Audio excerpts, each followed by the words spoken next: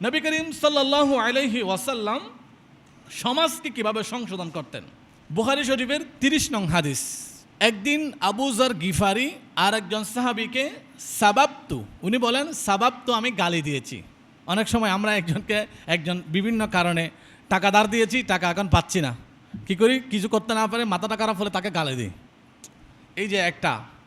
আর অনর্থক আরেকজনের কাছ থেকে শুনেছি, গালি দিই। এখন আবু যর গিফারি কি দিয়েছেন, গালি দিয়েছেন আরেকজনকে। রজুলান সাবাবতু রজুলান, একজন ব্যক্তিকে গালি দিয়েছে। এখন গালি দেওয়ার পরে নবীজি বলেন ইন্নাকা মরউন ফিহিল জাহিলিয়াহ, তুমি এখনো জাহিলিয়াতের মধ্যে আছো, অন্ধকারাচ্ছন্ন যুগে আছো। বলে না ইয়া রাসূল, আমি তো অন্ধকারাচ্ছন্ন যুগে নাই। বলে অন্ধকারাচ্ছন্ন যুগে না থাকলে, অন্ধকারাচ্ছন্ন যুগে না, যারা জাহিলিয়া যুগে ছিল তারা গালি দিত, তুমি কেন গালি দিচ্ছ? তোমার সামনে রহমতুল্লিল আলামিন আছে, তুমি রহমতের যুগে আছো, তুমি দয়াল নবীর যুগে আছো, আর তোমার জবান দিয়ে গালি বের হচ্ছে, এটা কোন ধরনের কথা? ওই আবু যর গিফারি বলেন, এটা তুমি কখনো তোমার অধীনস্থ মানুষ কাজ করছে, তোমার চাকর, তোমার ঘরের কাজের বুয়া, তুমি সামান্য একটা কিছু নিয়ে গালি দিতে পারো না। বলে ইয়া রাসূলুল্লাহ, সে যে দুষ করেছে আমি তো গালি না দিয়ে কী করবো? আল্লাহ নবী বলেন জাআলাহুমুল্লাহু তাহতা আইদিকুম, তোমার অধীনস্থ করেছে, এটা তোমার বড় একটা নিয়ামত না, আল্লাহর বড় নিয়ামত না? তুমি তো কারো অধীনে থাকতে পারবা। তো ওই সাহাবী বলেন ইয়া রাসূলুল্লাহ, এখন আমার সংশোধন হওয়ার পদ্ধতি কি? বলে ফালইউতইমহু মিম্মা ইয়াকুলু, তুমি যা খাবে তা চাকরকে খাওয়াবে। ওয়াল ইউলবিসুহু মিম্মা ইউলবাসু, তুমি যা পরিধান করবে তা ওই চাকরকে পরিধান করাবে। এটাই হচ্ছে তোমার সংশোধনের নীতি। জোরে বলি সুবহানাল্লাহ।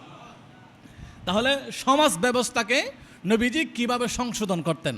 আচ্ছা, সমাজের মধ্যে এই সাম্যনীতি যদি থাকে, সব কিছু বাদ দেন, যে সাম্যনীতি যদি কোনো সমাজের মধ্যে থাকে, আনোয়ার একটা এলাকা আছে বক্তিয়ারপাড়া, ওখানে কোনো মানুষ আত্মীয়তা করলে নাকি ওখানে এলাকার মধ্যে দেয়, কোনো একজন মানুষ গরিব থাকলে 10 জনের জাকাত মিলে ওই গরিব মানুষকে দিয়ে দেয়, সেই যাতে কি হয়ে যেতে পারে, তাদের মতো বড় লোক হয়ে যেতে পারে।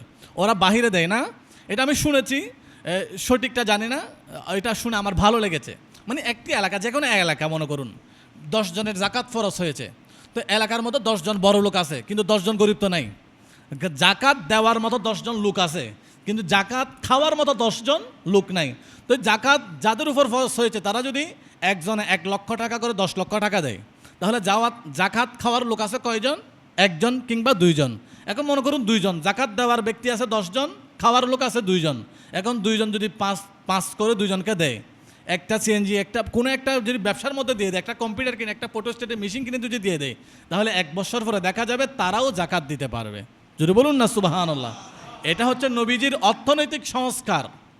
এই সাম্যনীতি যদি থাকে, তাহলে সমাজের মধ্যে বৈষম্য, সেটা বৈষম্যর জন্য আন্দোলন করে, বৈষম্যর জন্য আবার এক্সট্রা কিছু দিতে হবে, রূপ দিতে হবে। এই রকম কিছু নবী করিম সাল্লাল্লাহু আলাইহি ওয়াসাল্লাম আজ থেকে 1500 বছর আগে আমাদেরকে কী করে দিয়েছেন? সমাধান করে দিয়েছেন।